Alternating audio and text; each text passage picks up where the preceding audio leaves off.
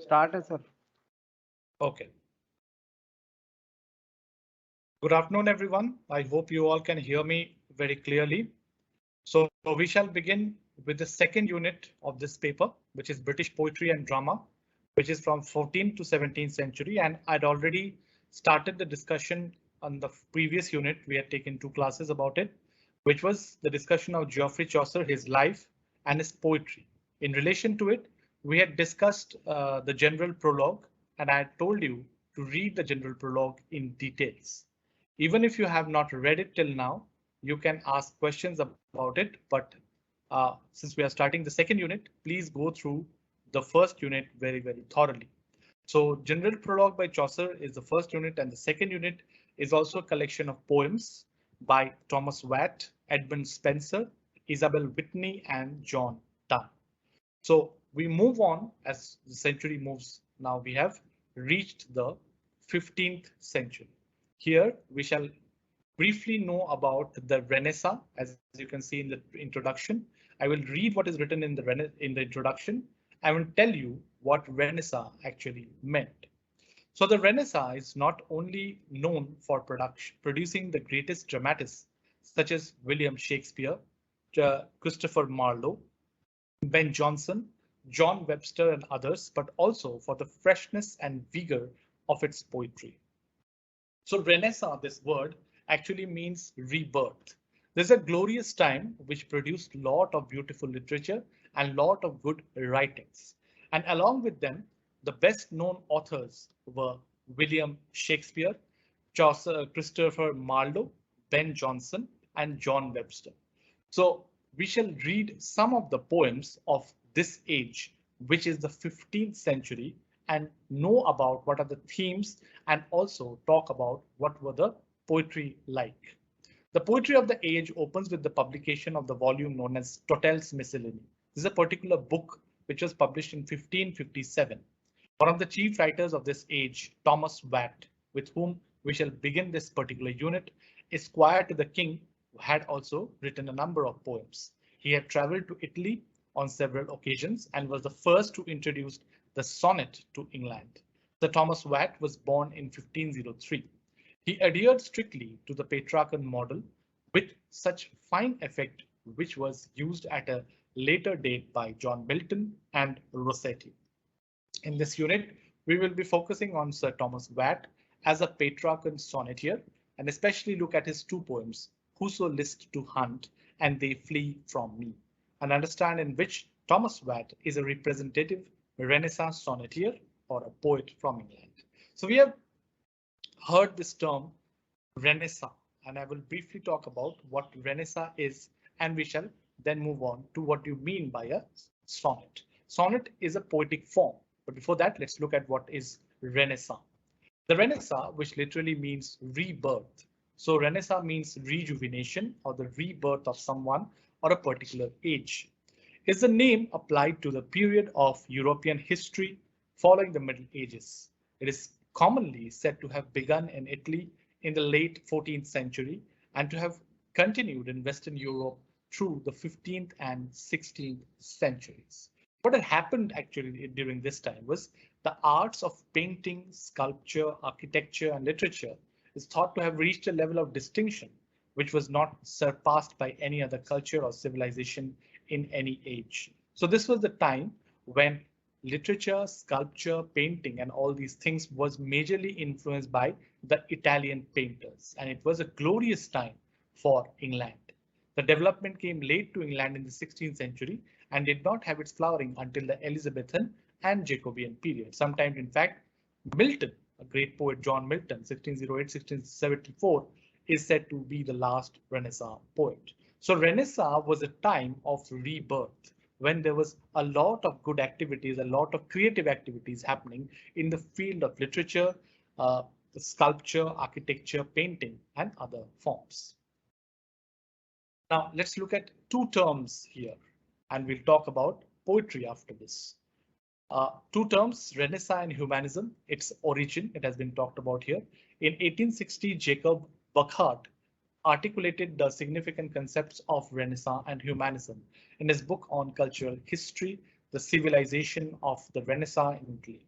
Burckhardt is confirming to the view that Renaissance is an age of revival of commerce and urban life, which laid the foundations for a secular and even anti-religious vision of life.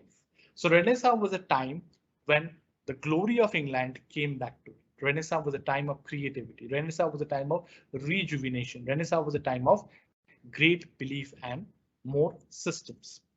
Now, what had happened in Renaissance? Many kinds of developments had happened, but we are not going into that. But let's look at the sonnet form. What do you understand by a sonnet? And then we shall talk about the poetry of Thomas Swatt, who is the first poet of the second unit. Sonnet. A typical sonnet is a 14-line poem, and it is divided into 8 and 6 lines. So let us look at the definition here. Sonnet, a lyric poem consisting of single stanza of 14 iambic pentameter. Remember, a sonnet will always have 14 lines, 1-4. If there are less than 14 lines, it cannot be a sonnet. If there are more than 14 lines, it cannot be a sonnet. So iambic pentameter lines linked by intricate rhyme scheme.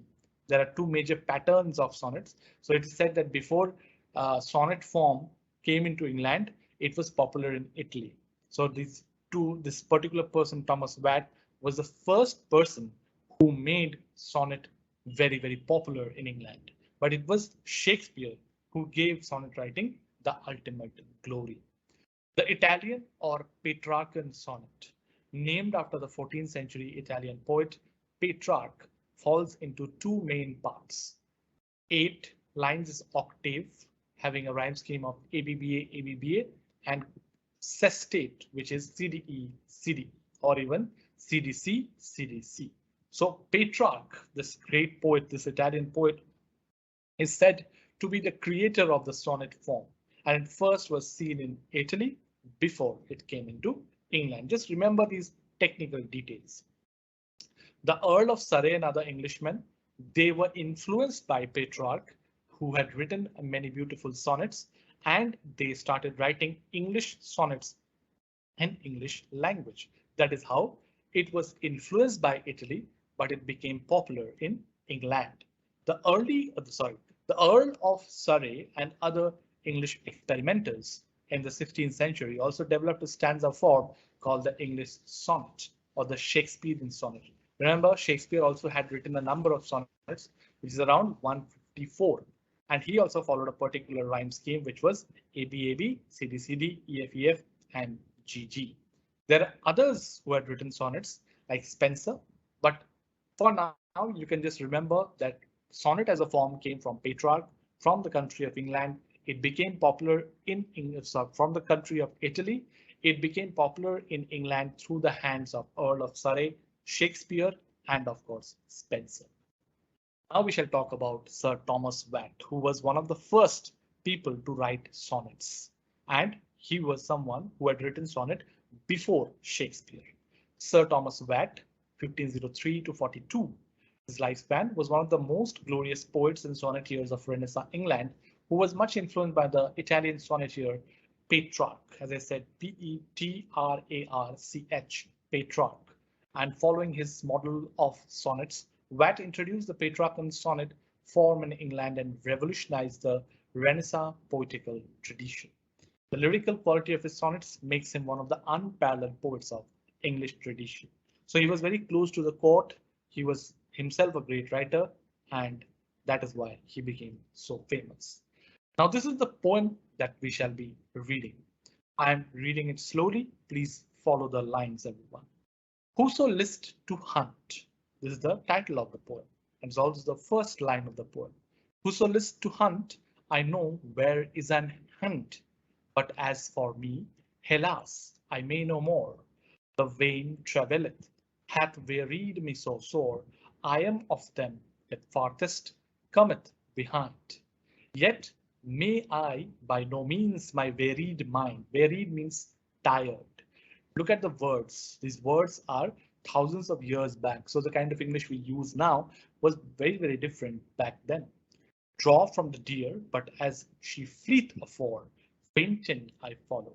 I leave off therefore Citizens in a net I seek to hold the wind.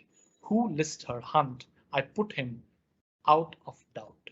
As well as I may spend his time in vain, and graven with diamonds in letters plain, there is written her fair neck around about, Noli me tangere, for Caesar I am, and wild for to hold, though I seem tame. Now the critical appreciation, what this poem is mainly about.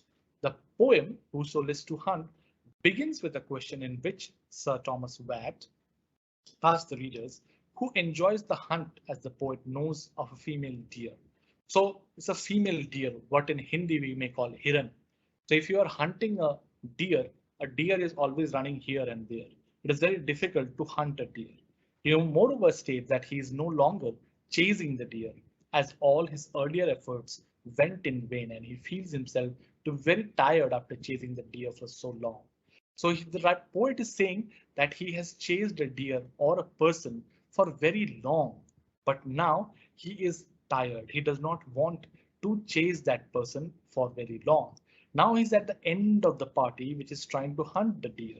But at the same time, he states that even though he's tired to carry on with the hunt anymore, his thoughts are always concentrated on the deer, even though he feels exhausted.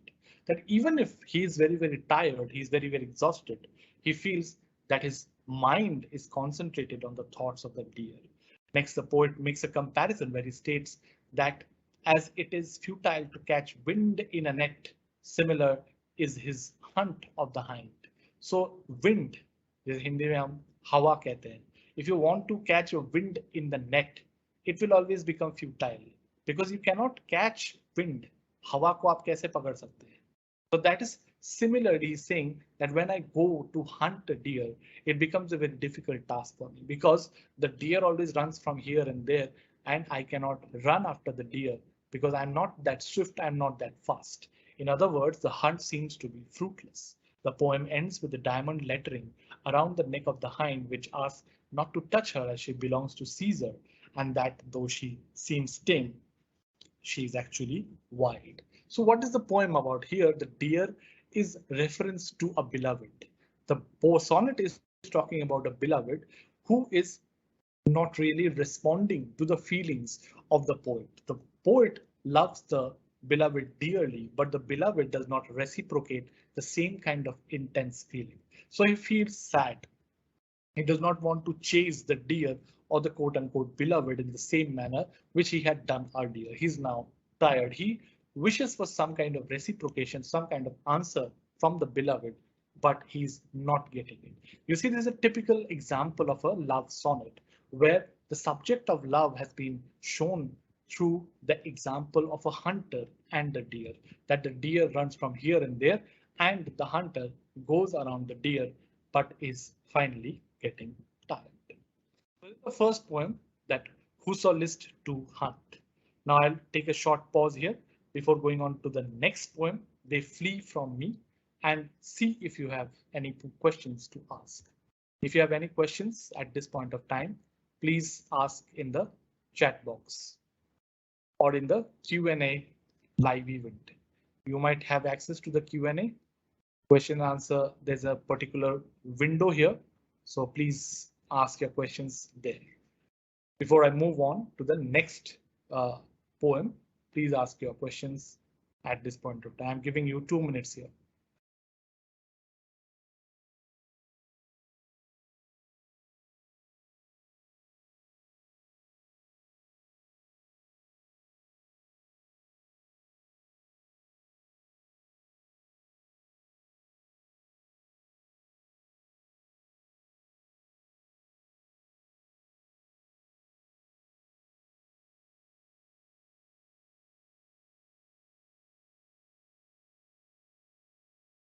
I'm giving you 2 minutes. You can ask any question if you wish to ask in the Q&A section. You can type out your questions and ask.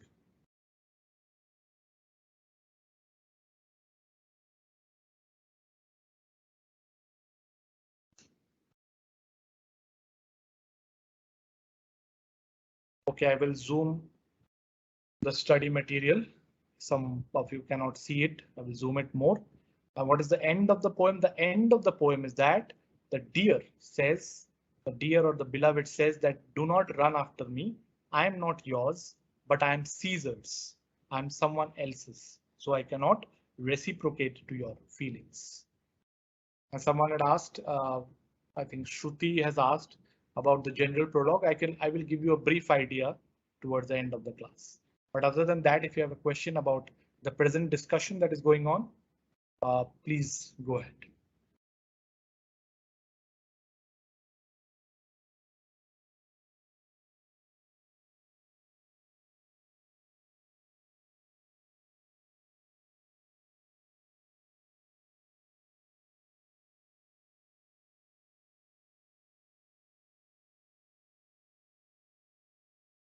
Graven with diamonds in letters plain. Graven with diamonds in letters plain means your name is written in diamond letters and you are very, very precious. You are very, very valuable to me.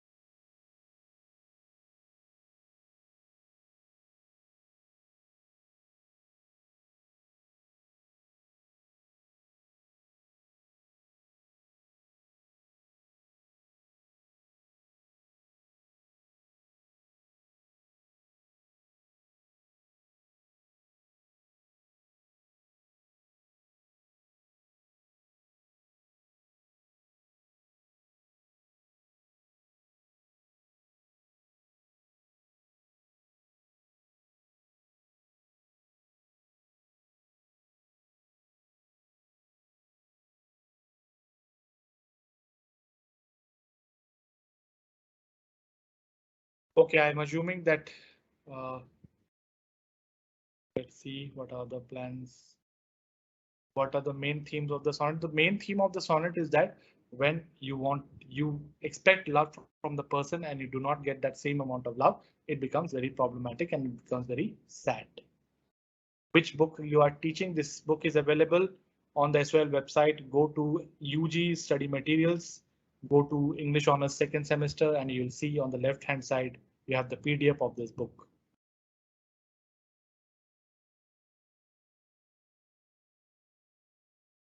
Aditya Singh, you can ask questions. Who is Caesar? Caesar is a noble king, a great man. Yeah, sonnet is basically a 14-line poem. Always, every sonnet has to be 14 lines. When books will be available, I have no idea. Please go and ask in the office. I'm giving you another minute if you have any questions. I'm giving you another minute. If you have questions, I'll wait for your questions and then I'll move with my teaching.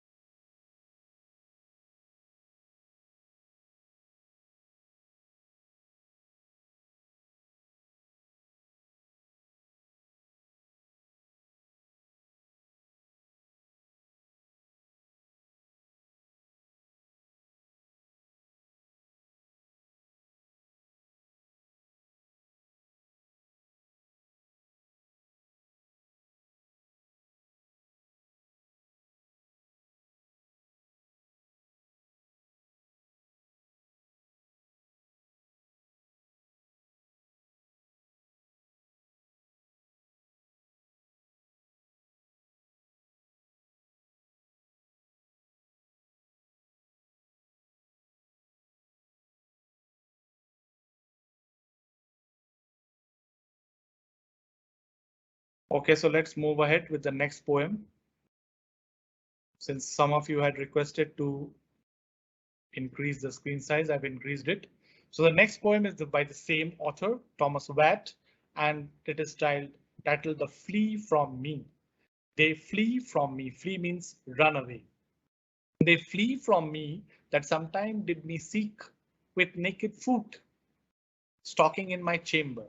So whoever I want to come close to, they run away from me. This is another problem with him. I have seen them gentle, tame, and meek. Gentle, tame. Tame means someone who obeys your words, and meek means someone who's very innocent, that now are wild and do not remember that sometime they put themselves in danger to take bread at my hand, and now they range, busily seeking with continual change. Thanked be fortune, it hath been otherwise, 20 times better, but once in special in thin array, after a pleasant guise, when her loose gown from her shoulders did fall, and she me caught in her arms long and small. There with all sweetly did me kiss, and softly said, Dear heart, how like you this? It was no dream I lay broad waking, but all interned thorough my gentleness into a strange fashion of forsaking, and I have leave to go of her goodness, and she also to use newfangleness. And but since that I so kindly am served, I would fain know what she hath deserved. Now again, a summary of the poem. They flee from me is an excellent rendition, is excellent telling. Rendition is meaning the telling. The sad state of the poet lover who once was received benediction of love from the beloved. He's talking here that at one point of time, my lover, my beloved, had all the love for me. She used to pay attention to me. She used to believe in me. But now things have changed. He's now being discarded. Discarded means someone who's not obeyed, or someone who's not respected for the newer association of the beloved. The poem seems to suggest that the poet is in discord with himself, as he is not able to fathom the fact that the people, especially his beloved, who used to be at his chamber eagerly looking forward for his intimacy, are now behaving in such an awkward manner. So he's saying that at one point of time when there was love, they used to look forward to have a good time. They used to look forward to meet, but now this kind of intimacy is gone. This kind of intimacy has left out. Time has turned its tide against the lover, as he is not anymore the favored being of the beloved, who seeks others' company, and therefore the poem in some ways talks about the futility of the efforts of the poet lover. The poet lover feels failed. He or she feels that he has not got what he wanted. Sometimes he feels that he should have been getting more and more love from this person, but now the time is gone. The lover does not pay respect or does not reciprocate the feeling. Again, the similarity of the theme between the two poems, that the lover is not reciprocating, the lover is not loving with the kind of intensity this person wants. So it becomes a tragic thing for the person. The poem begins with a very melancholic note. Melancholic means sad. When the poet mourns the fact that the people, those who used to throng his chamber, his office, or his house at one point of time, are fleeing from him. So he's very melancholic, he's very sad about the fact that the people who used to come to his chamber, his office, or his house at one point of time are now going away from him. Though the poet starts with the pronoun they, yet we come to know as we progress through the poem that he is not referring to many people, but his erstwhile beloved who is fleeing from him now. So the poet here in this particular poem, like the previous poem, is also very sad because he feels that when there was love, the initial days of courtship, there was a lot of love, but the love is now going away. Even if the poet wants to get back that love or bring back that kind of intensity into the relation, that thing is not helping him.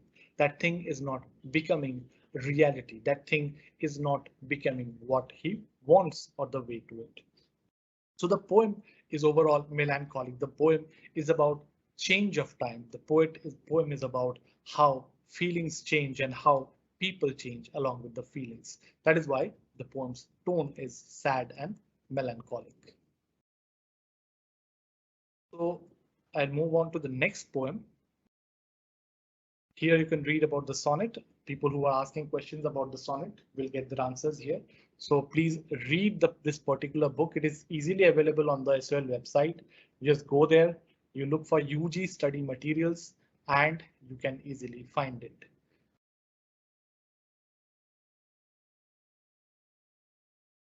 So a sonnet is a distinctive poetic style that uses system or pattern of metrical structure. Okay, just let me show you where you can get a material of this kind.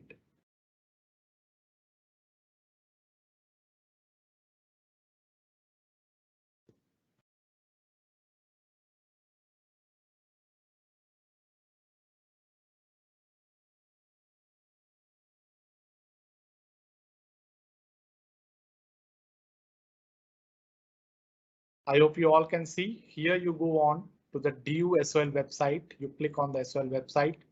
This is how it opens. I'll show you where you can get the materials. Then you go on the right side. You press on continue to website. And this is how it looks. This is how it looks. The SOL website, School of Open Learning. This is how it looks. These are the different contents within it. You just have to go to CBCS. Remember, I'm again repeating, as soon as you open the SOL website, on the top, you go to CBCS. The first is online classes, third and fourth, you get UG study materials.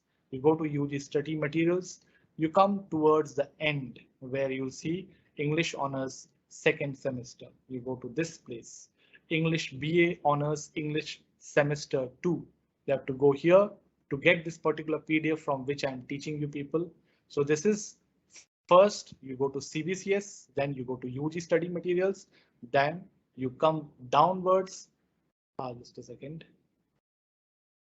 Then you come downwards and you come to BA English Honors Semester 2. You click on this entire page will open. This entire page where whatever courses you have, all the courses, all the PDFs are available here. On the left hand side, you will get whatever is part of your syllabus, be it communication, be it Urdu, be it Indian writing in English, be it this particular paper which we are doing, British Poetry and Drama, 14th to 17th century. You have Unit 1, Unit 2, Unit 3, Unit 4, Unit 5. All the units are available to each one of you.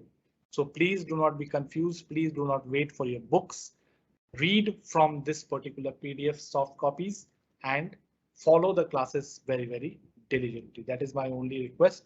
That is why I thought I'll give you a live demo that you have to go to CVCS, then UG study material, then you come downwards, come to BA Honors English Semester 2, and this will open. On the left hand side, you have the entire menu. Whatever you want, you can get a PDF of it. So you can tell your friends, you can tell your friends in the other programs also. All the materials are available, all the things are available. So just go to the SOL website, just look for it. The question papers are also available and you can easily follow them, and do not wait for books. Download them from here and start reading them. Okay. So I've given you a live demo. I hope that will help you in getting your materials now. So the Petrarchan sonnet and the Italian sonnet are the same thing, and I also told you that Shakespeare made sonnet very, very important and very, very famous in England.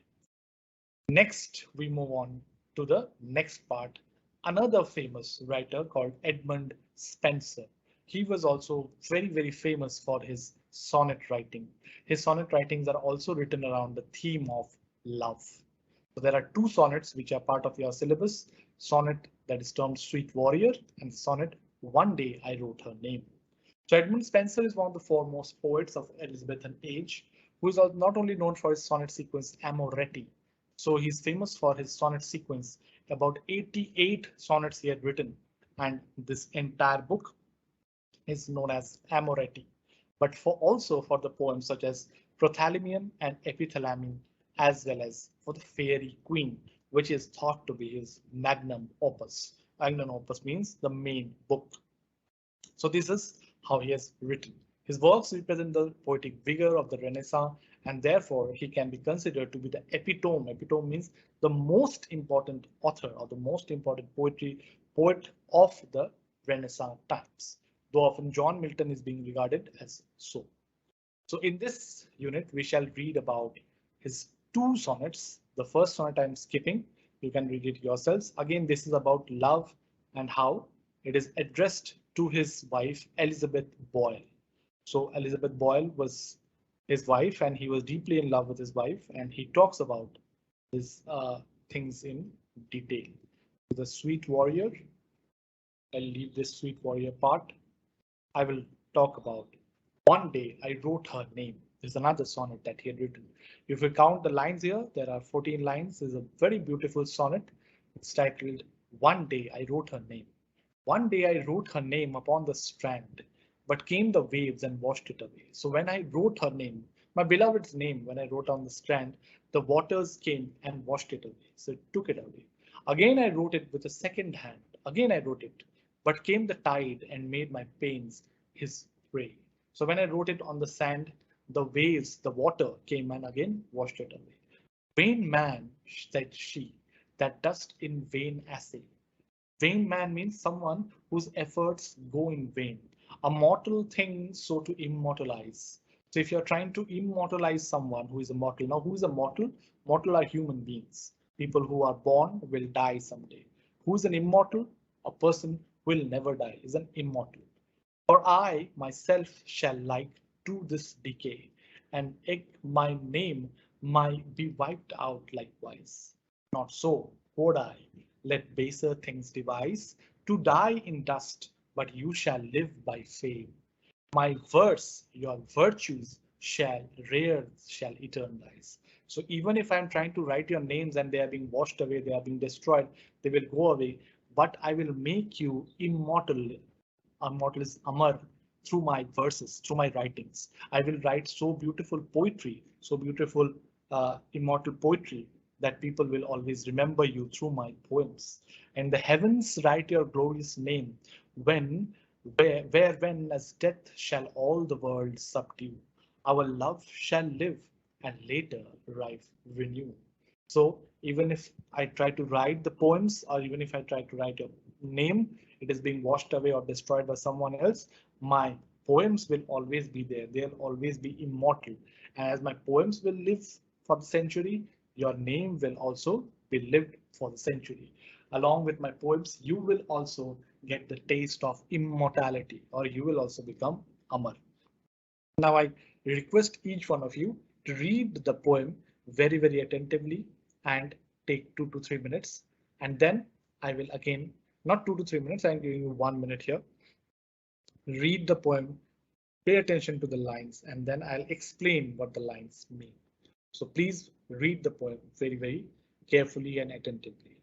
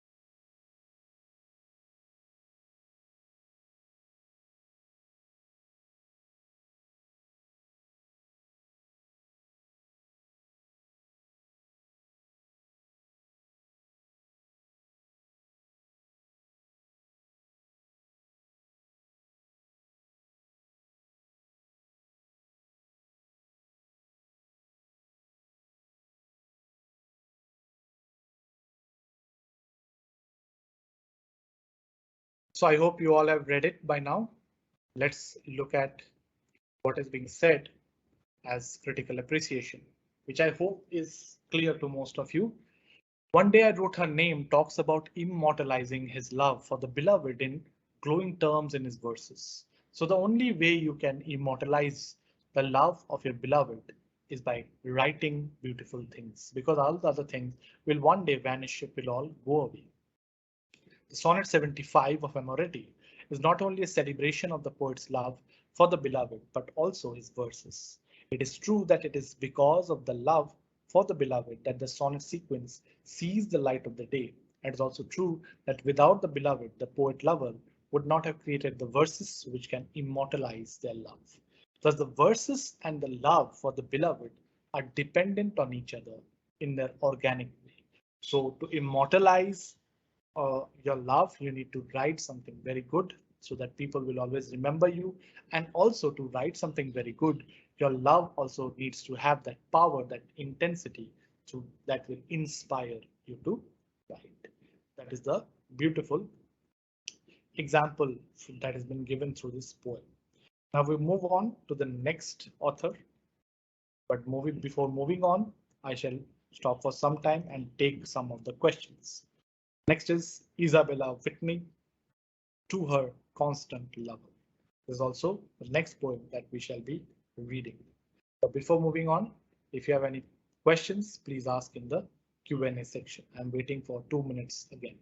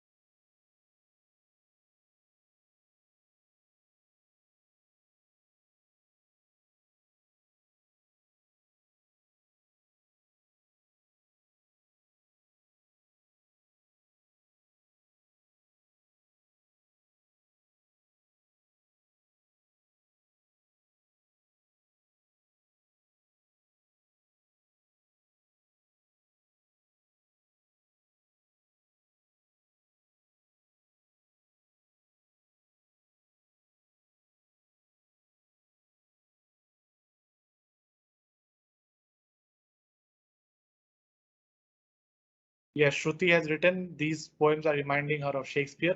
Yes, that's right, because Shakespeare also writes about the same idea of love. So most of the sonnets are concerning love and the theme of love. Into a strange fashion of forsaking means how when you love one particular person and that person ignores you, that becomes very painful for you. Forsake means when you are not given the due respect or the due kind of love. Study material is enough, Roshni, you can read it and understand it. But didn't we have to read the real novel and drama? If you can read the real novel and drama, it would be the best. But if you don't have the time, you can manage by reading the SOL books as well. The last paragraph of the poem, why all sonnets are conveying the same message, because sonnets are mostly written about the theme of love. You see, there are differences between the theme. Each sonnet is different in its treatment of the narration. How, even if the theme is same, they are treating or they are looking at love in a different way. And made my pains his prey, made my pains his prey means the person whom I love is hurting me by attacking my weaker side or by not reciprocating to the emotional side of me. What does EKE mean? EKE means before. EKE means before. Okay, there are some very beautiful questions that you all have asked.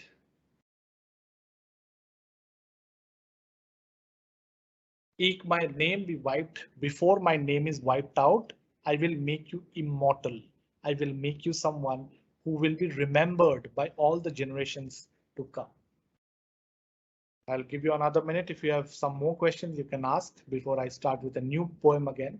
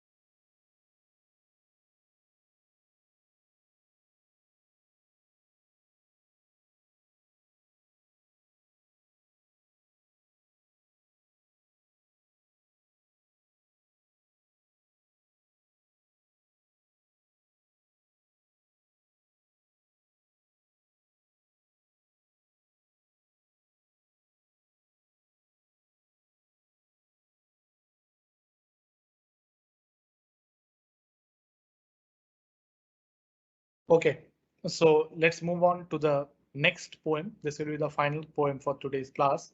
And if there are more questions, I'll take that towards the end of this poem. So Isabella Whitney is a 16th century poetess. So along with the male poets, they have also included a female poet, which is very rare during those times, who in her poem IW to her unconstant lover makes a plea to her lover. Plea means a request to be faithful to her love for him. The lover has decided to marry someone else. Remember, all the themes might be similar, but the treatment of each of these poems are different. Here, the story is also a bit different. The lover has decided to marry someone else, and that is being taken as an occasion by Isabel Whitney to show her discomfiture or the discomfort with the lover and her faithfulness. The poem, moreover, suggests the lover that he could expect from the beloved. The poem is thought to be a beautiful rendition in the form of a letter which talks about the man-woman relationship as well as the culture of the 16th century in clearer terms from a female perspective. Why this poem is different? Because the other poems are all written by males. For the first time, we are hearing a female voice. We are getting the perspective or we are getting the aspect of a female poet in this regard. Learning objectives, the Isabel life and times. Here I will tell you about the life of Isabel, whom we do not know to that extent. Isabella Whitney is a 16th century poetess who is also thought to be the first professional women writer of England and has expressed herself in very clear terms in her poetry as a voice critiquing the patriarchal claims of the Elizabethan society. She writes against the patriarchal claims. What is patriarchal claims? Patriarchal claims means the society that is mainly dominant by male members. Whatever happens in the society is decided by the males. Whatever is right in the society is decided by the males. So she is protesting against that and trying to write against the patriarchal claims and the patriarchal culture.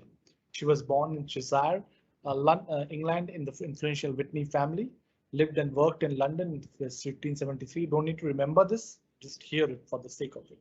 Thereupon, going back to his family home in Wiles Green, as she could not support herself through her writings.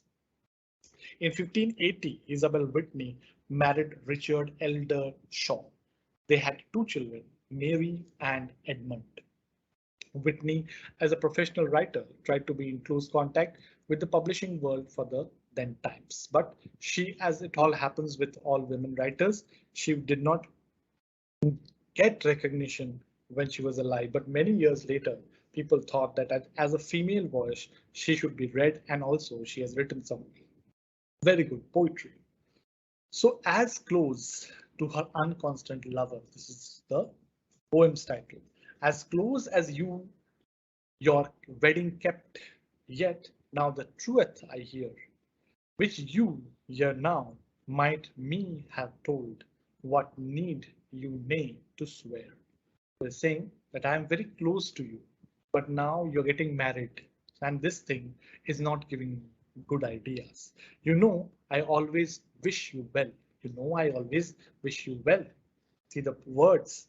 So well I during life, but sith you shall a husband be, God sent you a good wife. So I thought you as my husband, and I your wife.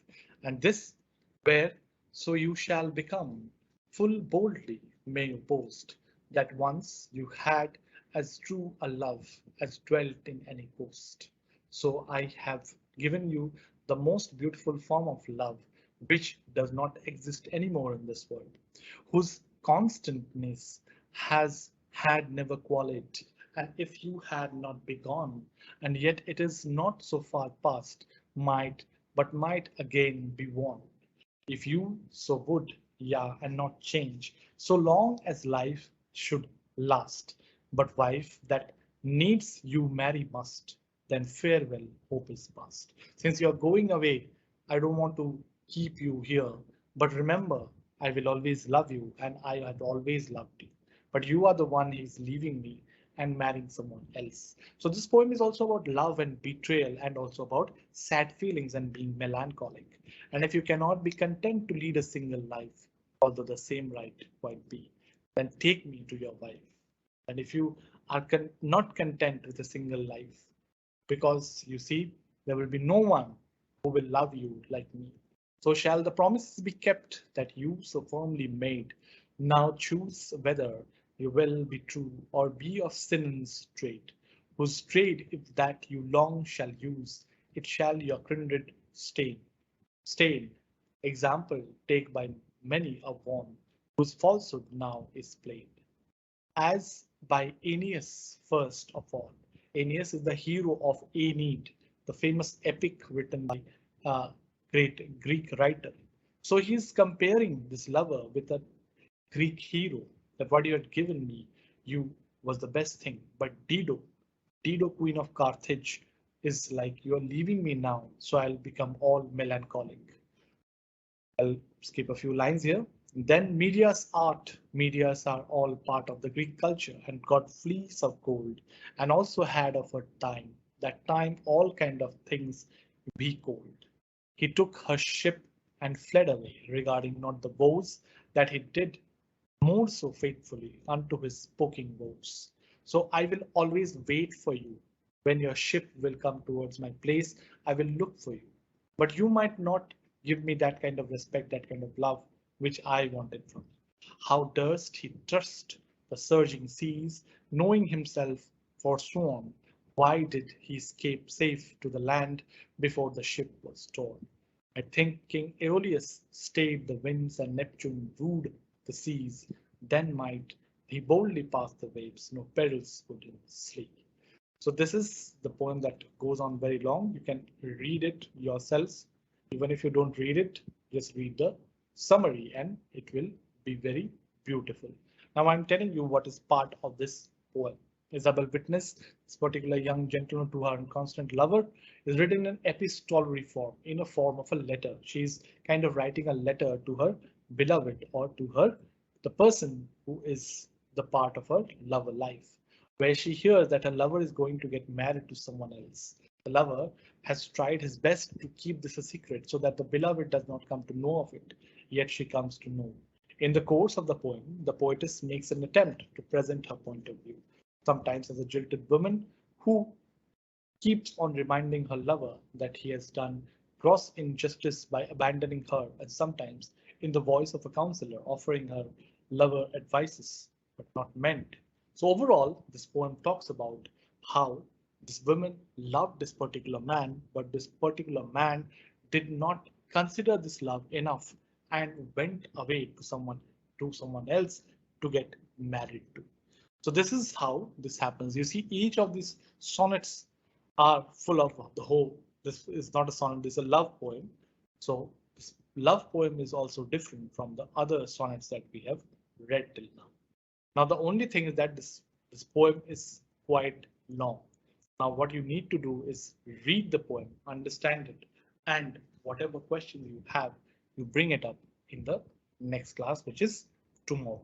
I shall discuss this poem and the rest of the poems in this particular unit tomorrow. But everyone, please read it. I've already shown you where you can get the soft copy, so do not complain that you don't have the book, but please read it and then bring back your questions about this particular poem. This poem is very, very beautiful. It's written by a woman with so much intensity, where someone is going away feeling that this love is not enough. I need to get married to someone else to get love.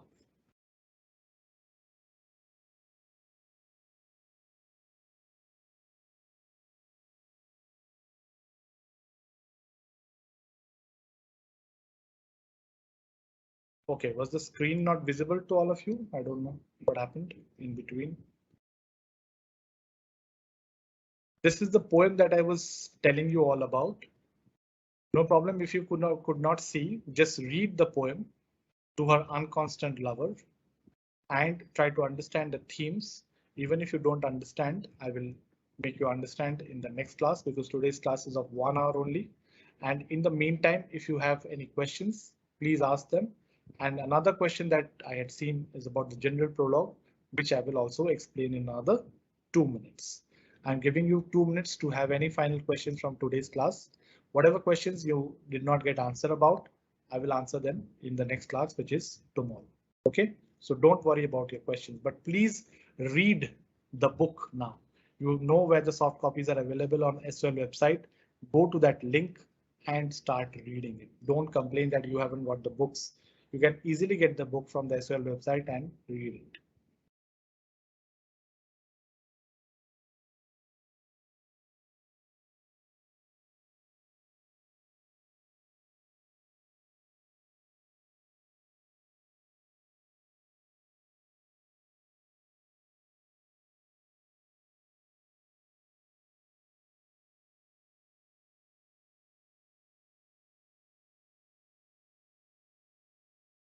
Try to understand most of it in English because it's an English class. So describing things in Hindi is a little more difficult. But please read the poem. I've already showed you where you can get the soft copy of this book and start reading the poem. If you have any final questions, I'm giving you 2 minutes here. Ask your questions and then I'll tell you about the general prologue briefly.